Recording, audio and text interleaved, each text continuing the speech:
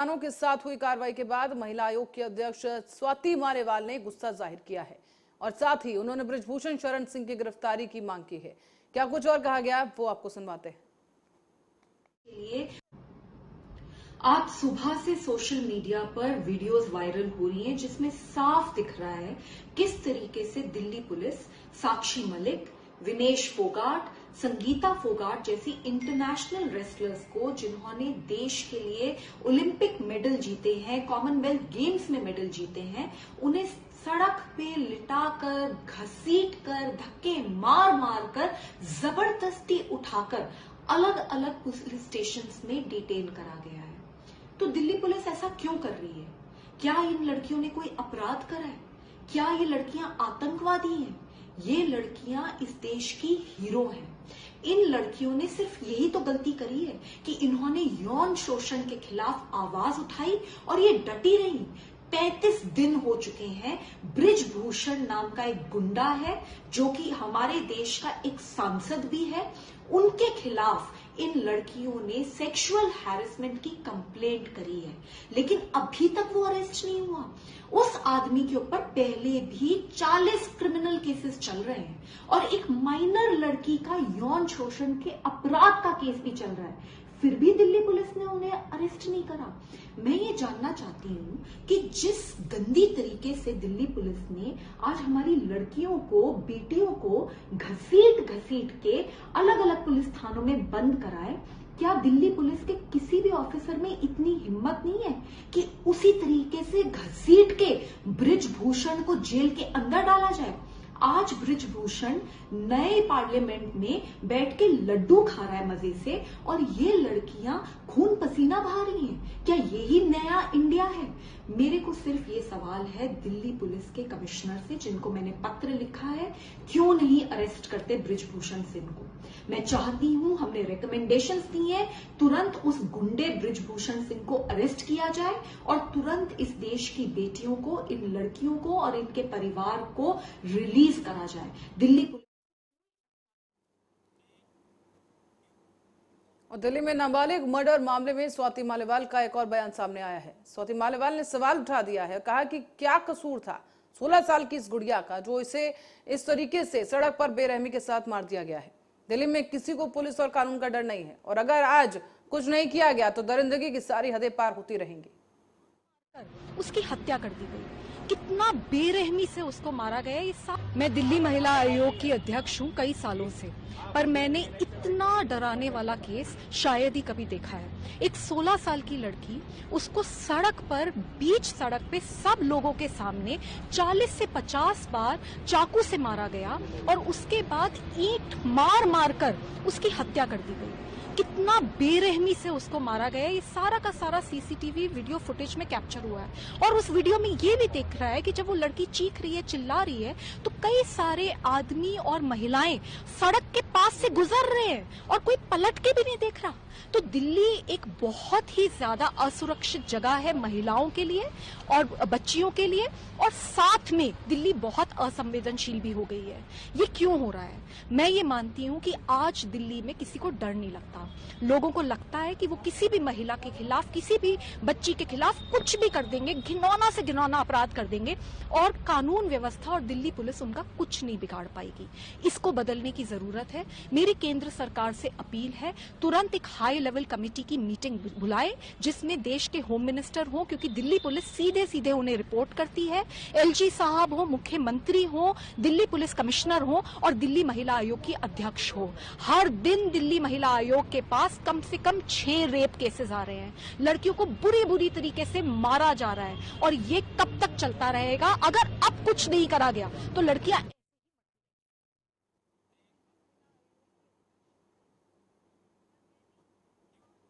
दिल्ली में कांग्रेस मुख्यालय में पार्टी अध्यक्ष और अन्य नेताओं के साथ एक बैठक हुई जहां मध्य प्रदेश के पूर्व मुख्यमंत्री और राज्य पार्टी के प्रमुख कमलनाथ का एक बयान सामने आया है। कमलनाथ ने कहा कि अभी बेहद महत्वपूर्ण बैठक हुई है और चुनाव में कैसी रणनीति बनाई जाए, मध्य प्रदेश का भविष्य आखिर कैसे सुरक्षित रखा जाए, इस पर चर्चा की गई है।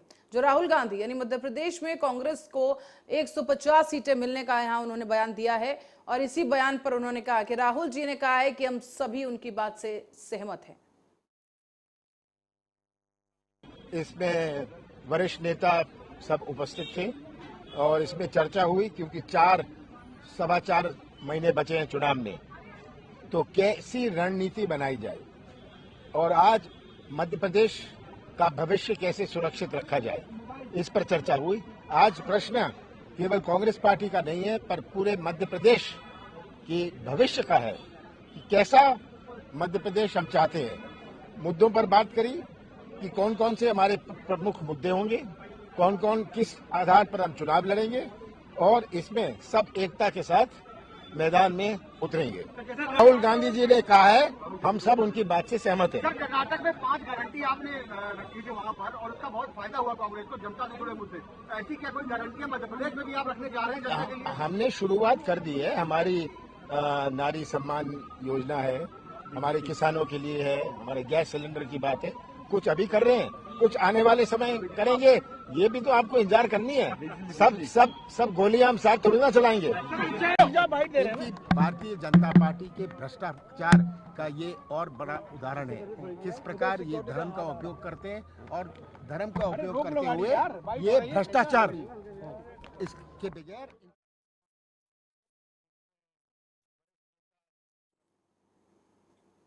और खबर अब मिर्जापुर से है, जहां पर कलेक्ट्रेट परिसर में चल रहे कांग्रेसियों के धरने को लेकर एक नया मामला सामने आया है, जहां पर कांग्रेस के तमाम कार्यकर्ता काली पट्टी बांधकर पहुंचे और विरोध प्रदर्शन करते नजर आए। कांग्रेस जिलाध्यक्ष शिव कुमार पटेल ने केंद्र सरकार पर हमला बोला है और कहा कि केंद्र सरकार पहलवानों के धरना स्थल को उखाड़ फेंक चुकी है। देश के गौरव बहन बेटियों को घसीटकर हिरासत में लिया गया। बेटी बचाओ बेटी पढ़ाओ का नारा बिल्कुल झूठा है, क्योंकि ये तस्वीरें उसके विपरीत ही कहानी जो है बयां करती हैं। पहलवानों पर हुए इस अत्याचार को लेकर ये प्रदर्शन किया जा रहा है। साथ ही भारतीय जनता पार्टी के सांसद ब्रजभूषण शरण सिंह को तुरंत गिरफ्तार करने की मांग की जा रही है।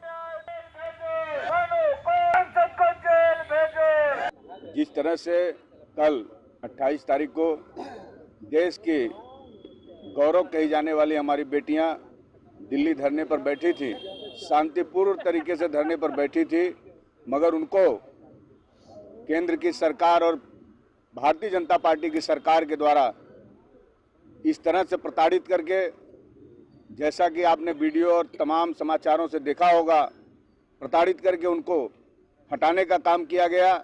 उनके जो धरने को खत्म करने का प्रयास किया गया, ये बहुत ही निंदनीय है, बहुत ही दुखद है। एक तरफ सरकार बेटी बचाओ बेटी पढ़ाओ की बात करती है और दूसरी तरफ जो बेटियां देश के लिए गौरव हैं उनके सम्मान से खिलवाड़ कर रही है। उन्होंने जिस पर आरोप लगाया उनकी जांच नहीं हो रही है, उनके खिलाफ कोई कार्रवाई नहीं हो रही है। उल्टा जो पीड़ित है उसी को प्रताड़ित किया जा रहा है कि आपने क्यों आवाज उठाई, आपने क्यों उनके खिलाफ बोला। ये सही नहीं है।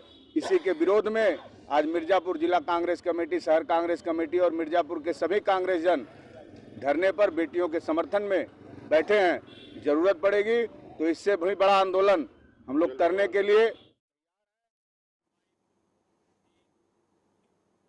नई दिल्ली से खबर है, जहां पर नाबालिग के मर्डर का सनसनीखेज सीसीटीवी फुटेज सामने आया है।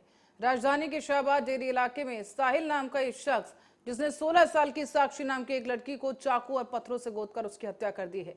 सीसीटीवी फुटेज में भी साफ देखा गया है कि कहासुनी होने पर लड़की को गली में ये शख्स रोकता है और उस पर चाकू से ताबड़तोड़ हमला कर देता है। दिल्ली के बाहरी उत्तरी जिले के शाहबाद डेरी पुलिस थाना इलाके का यह मामला बताया जा रहा है, जहां पर एक मुखबिर ने पुलिस स्टाफ को लड़की पर हमला होने की सूचना दी। तुरंत ही घटनास्थल पर पुलिस पहुंची और पुलिस टीम ने मौके पर पहुंचकर इस पूरे मामले की जानकारी ली है। पता ये चला है कि नाबालिग लड़की गली से गुजर रही थी जब उस पर यह हमला किया गया। साथ ही बताया गया है कि जब शख्स का यानी आरोपी का इससे भी मन नहीं भरा तो आरोपी वापस लौटता है और पत्थर से उस लड़की पर हमला कर देता है। पुलिस अब पड़ताल कर रही है और अब तक की पड़ताल में सामने आया कि मृतका की पहचान 16 साल की साक्षी के रूप में हुई है और आरोपी की पहचान साहिल नाम के शख्स के रूप में हुई है, जो कि सरफराज नाम के शख्स का बेटा है। नाबालिग लड़की E36 JJ कॉलोनी के रहने वाली बताई जा रही है और पुलिस ने यह भी जानकारी दी है कि साहिल और साक्षी एक रिलेशनशिप में थे, लेकिन रविवार को उनका किसी बात को लेकर झगड़ा हुआ, जिसके बाद साहिल ने साक्षी की हत्या कर दी है।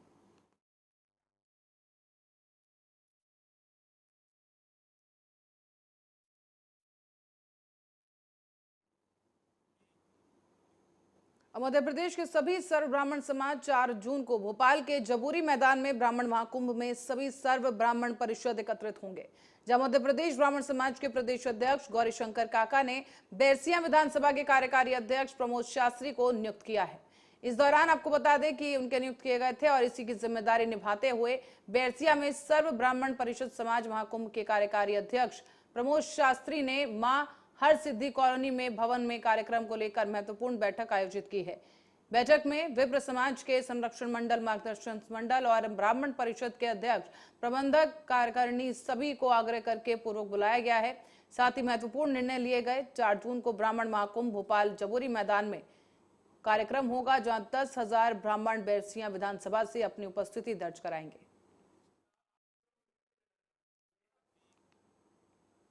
और अब रुक करेंगे अगली खबर की ओर, जो कि है फिरोजाबाद से। यहां पर थाना फरीहा पुलिस ने 2 वाहन चोरों को गिरफ्तार किया है, उनका भांडाफोड़ किया गया, जबकि फरीहा पुलिस टीम ने अंतर्राज्यीय वाहन चोर गैंग का भांडाफोड़ करते हुए 2 शातिर आरोपियों को गिरफ्तार कर लिया है। इनके पास से चोरी के साथ मोटरसाइकिल, 9 कट्टे बरामद किए गए हैं। सीओ जसराना और एसओ फरिया की टीम को आज एक सफलता मिली है। इसमें इन लोगों ने थाना फरिया क्षेत्र में रहने वाले 2 शातिर अंतर्राज्यीय बाइक चोर गैंग के सदस्यों को पकड़ा है। इनके पोजीशन से 9 चेचिस और 7 बाइक्स बरामद हुई हैं। बेसिकली ये सारे के सारे अन्य जनपदों से, आसपास के राज्यों से चोरी किए गए बाइक्स और कटे हुए बाइक्स के चेचिस थे। इनफैक्ट ये गैंग बाइक चोरी करता है। बाइक चोरी करने के बाद उस सारे बाइक्स को पार्ट्स में काट करके और उसके बाद उसको बेचता है। चेचिस केवल इनके पास अभी बरामद हुई है, बाकी पार्ट्स वगैरह भी कुछ थे। कुछ पार्ट्स इन लोगों ने बाकी मार्केट में बेच दिया है। तो ये जितनी गाड़ियाँ चोरी करते थे, अगर कोई गाड़ी ऐसे बिक गई तो ठीक है, अन्यथा उसको डिसमेंटल करके पार्ट्स करके उसको बेचते थे। ये सीओ जसराना और एसओ फरिया की टीम को आज एक सफलता मिली है। इसमें इन लोगों ने थाना फरिया क्षेत्र में रहने वाले 2 शातिर अंतर्राज्यीय बाइक चोर गैंग के सदस्यों को पकड़ा है। इनके पोजीशन से 9 चेचिस और 7 बाइक्स बरामद हुई हैं। बेसिकली ये सारे के सारे अन्य जनपदों से, आसपास के राज्यों से चोरी किए गए बाइक्स और कटे हुए बाइक्स के चेचिस थे। इनफैक्ट ये गैंग बाइक चोरी करता है। बाइक चोरी करने के बाद उस सारे बाइक्स को पार्ट्स में काट करके और उसके बाद उसको बेचता है। चेचिस केवल इनके पास अभी बरामद हुई है, बाकी पार्ट्स वगैरह भी कुछ थे। कुछ पार्ट्स इन लोगों ने बाकी मार्केट में बेच दिया है। तो ये जितनी गाड़ियाँ और उज्जैन कांग्रेस कार्यालय क्षीरसागर पहुंचे, जहां पर युवा कांग्रेस के राष्ट्रीय अध्यक्ष श्रीनिवास और युवा कांग्रेस के कार्यकर्ता और पदाधिकारियों के साथ चर्चा की गई। राज्य सरकार, केंद्र सरकार की नाकामियों को उजागर किया गया और खुले मंच पर भाषण दिया गया है, जहां पर राष्ट्रीय अध्यक्ष यूथ कांग्रेस के कार्यक्रम स्थल पर युवक कांग्रेस के उज्जैन संभाग के कार्यकारिणी मेंबर, पदाधिकारी उपस्थित रहे। छिंदवाड़ा सांसद नकुल नाथ ने यहां पर बयानबाजी की है, टिप्पणी की गई है केंद्र सरकार पर।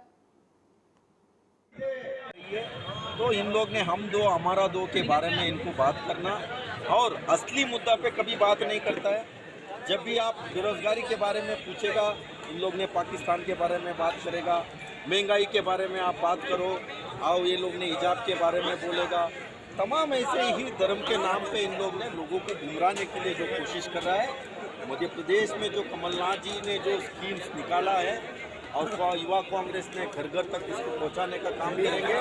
और यहाँ जो बदला लेने का समय आया है, किस तरीके के लोकतंत्र को इन लोग ने खत्म करने का काम किया, संविधान को खत्म करने का काम किया, वो सारे के बनिस्बत आई है। आज राष्ट्रीय अध्यक्ष श्रीनिवास जी उज्जैन आए हैं और यहाँ पर युवाओं का जो जनसैलाब श्रीनिवास जी के लिए उमड़ा है, ये इस बात का संकेत है कि 2023 में यानी कि कुछ महीनों बाद कमलनाथ जी की सरकार बन रही है और युवाओं ने ठान लिया है। सरकार खुद को हिंदूवादी सरकार कहती है। बाबा महाकाल के साथ छलावा है, यानी कि जिस तरीके से एक तेज़ हवा का झोंका मूर्तियों को गिरा देता है, भ्रष्टाचार हुआ है।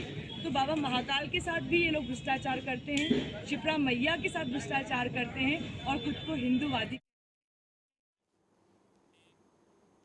उज्जैन में भारतीय जनता पार्टी के कार्यालय फ्रीगंज पर प्रेस कॉन्फ्रेंस की गई और इस दौरान भारतीय जनता पार्टी की तमाम पदों पर रहकर संगठन के लिए काम करने वाली महिला भारतीय जनता पार्टी के नेताओं ने प्रेस कॉन्फ्रेंस के दौरान केंद्र सरकार और प्रधानमंत्री नरेंद्र मोदी के नेतृत्व में हुए कामों को और उनकी उपलब्धियों को गिनाया है।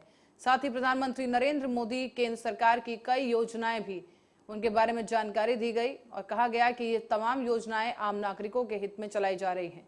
प्रधानमंत्री आवास घर का सपना साकार हो रहा है। नागरिकों का और माता बहनाओं के लिए और छात्र छात्राओं के लिए भी सरकार काम कर रही है। वो 9 वर्ष हमारे आज पूर्ण हो रहे हैं, 9 वर्ष पूर्ण होने वाले हैं और साथ ही आदरणीय हमारे एक सामाजिक प्रतिष्ठा भी बढ़ाने का काम करेगी निश्चित रूप से इस योजना के तहत। और हमारे देश के यशस्वी प्रधानमंत्री माननीय नरेंद्र मोदी जी की सरकार को भी 9 वर्ष पूरे हो रहे हैं। उनकी भी जितनी भी महिला सशक्तिकरण की योजनाएं हैं उन योजनाओं के लिए भी हम माननीय प्रधानमंत्री जी का धन्यवाद ज्ञापित करते हैं। और लाडली बहना योजना के लिए और महिला सशक्तिकरण की जितनी योजनाएं हैं उन सब के लिए माननीय मुख्यमंत्री जी की हम डोर टू डोर जा रहे हैं, बहनों को समझा रहे हैं कि हम लाडली बहना के फॉर्म भरे। जब फॉर्म भरने की शुरुआत हुई तो हमारी सारी महिला मोर्चा की जितनी भी पदाधिकारी कार्यकर्ता बहने हैं घर घर जाके उनको समझा के फॉर्म भरवाए हैं। हम खुद भी जब फॉर्म भरने के कैंप लगाए थे वहाँ हमने खुद भी बैठ के फॉर्म भरे। अगर लिंक बंद हो जाती थी तो हम 3 घंटे इंतजार करते थे और फिर बहन को वापस अगर लिंक सार्थक नहीं होती थी दूसरे दिन फिर बुलाते थे। इस तरीके से मेहनत करके हमने सारे बहनों के फॉर्म भरवाए और 1 से अभी 10 तारीख के बीच में जो प्रमाण पत्र बैठेंगे वो भी हम घर घर जाके जिन बहनों का अंदर नाम आया है उन बहनों को घर घर जाके प्रमाण पत्र पूरे जिले में।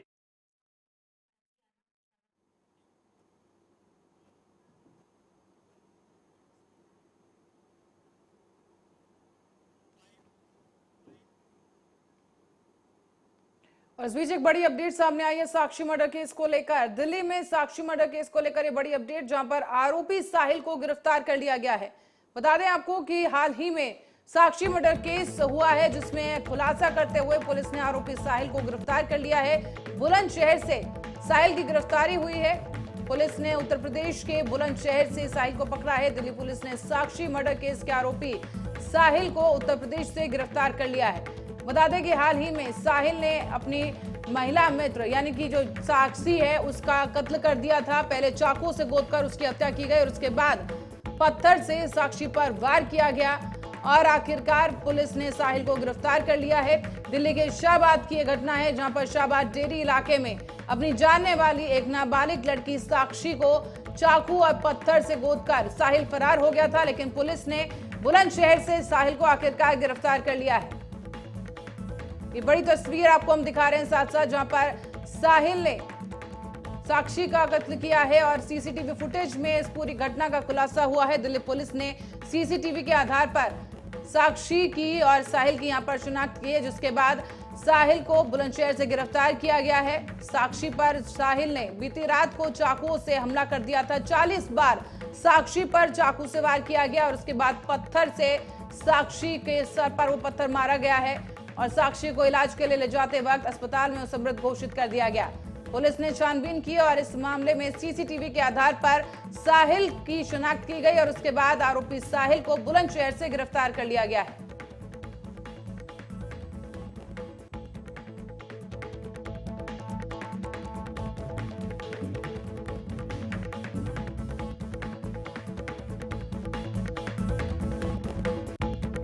माध्यम से तस्वीर सामने आई है जो तेजी से वायरल है, जहां पर साहिल साक्षी को मारता हुआ साफ देखा गया और इसी बीच दुर्भाग्यपूर्ण बात यह रही कि आसपास के जो लोग हैं गुजरते रहे वहां से, लेकिन किसी ने भी इस घटना को रोकने की कोशिश नहीं की और साहिल लगातार ताबड़तोड़ तरीके से साक्षी पर हमला करता रहा।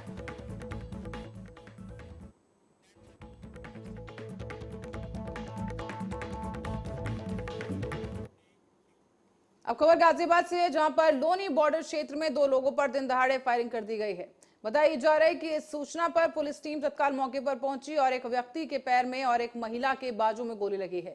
घायलों को हॉस्पिटल में भर्ती कराया गया है। दोनों घायल खतरे से बाहर हैं। पीड़ितों ने बताया कि बाइक सवार 2 लोग वहां पर आए और अचानक से इस घटना को अंजाम दिया। थाना लोनी बॉर्डर के लोनी बॉर्डर चौकी के अंतर्गत कल शाम को 2 लोगों को गोली लगने की सूचना पुलिस को प्राप्त हुई। पुलिस टीम तत्काल मौके पर पहुंची तो एक व्यक्ति रवि के बाएं पैर में और एक शक्तिबेन दिल्ली की रहने वाली महिला अनीता के बाएं बाजू में गोली लगी हुई थी। दोनों को तत्काल चिकित्सा के लिए हॉस्पिटल भेजा गया। दोनों खतरे से बाहर हैं और गोली चलने के कारणों के विषय में पता किया गया तो दोनों पीड़ितों ने बताया कि 2 लोग मोटरसाइकिल सवार थे जिन्होंने की गोली चलाया। इसके बाद पुलिस ने गहन छानबीन की। पता चला कि पूर्व के विवाद के कारण एक गौरव नाम के लड़के की हर्षित खैरवार नाम के लड़के से विवाद चल रहा था और उसी विवाद में 2 लोगों के द्वारा यह घटना कारित कराई गई। पुलिस टीम ने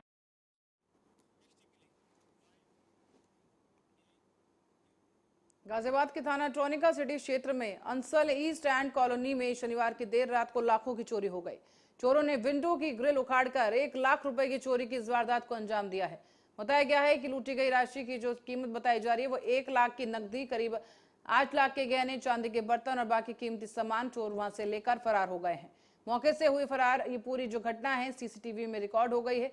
तस्वीरों में भी साफ देखा जा सकता है कितने बेखौफ तरीके से चोरों ने इस घटना को अंजाम दिया। बताया जा रहा है कि पीड़ित ललित कश्यप ने रिपोर्ट दर्ज कराई है और थाने में तहरीर दे दी गई है।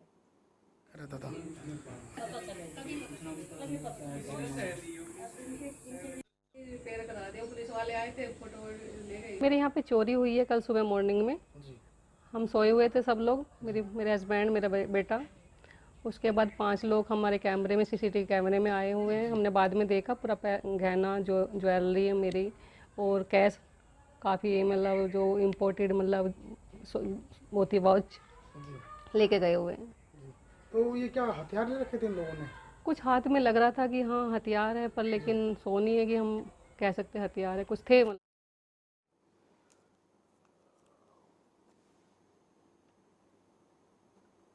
बुलंदशहर की ओर रुख करेंगे जहां से खबर है कि युवक का शव मिलने से हड़कंप मच गया है। इलाके में दहशत का माहौल है। खुर्जा जंक्शन क्षेत्र में 40 साल के शख्स का शव मिलने से इलाके में दहशत है। विनोद चौधरी शख्स का नाम बताया गया है और मृतक युवक की शिनाख्त की जा चुकी है। बीती 26 मई की घटना है जब काम की तलाश में ये शख्स घर से बाहर निकला था। मृतक विनोद चौधरी की मौत का खुलासा कर दिया गया है। खुर्जा जंक्शन की शिव कॉलोनी का रहने वाला मृतक बताया गया है। सूचना पर पहुंची पुलिस ने शव को कब्जे में लेकर पोस्टमार्टम के लिए भेज दिया। अभी एक डेड बॉडी मिली है, उसकी शिनाख्त हो गई है और उसको पीएम के लिए भेजा जा चुका है। पीएम के बाद जो भी कॉज ऑफ डेथ क्लियर होगा उसके बाद आगे विधिक कार्रवाई की जाएगी।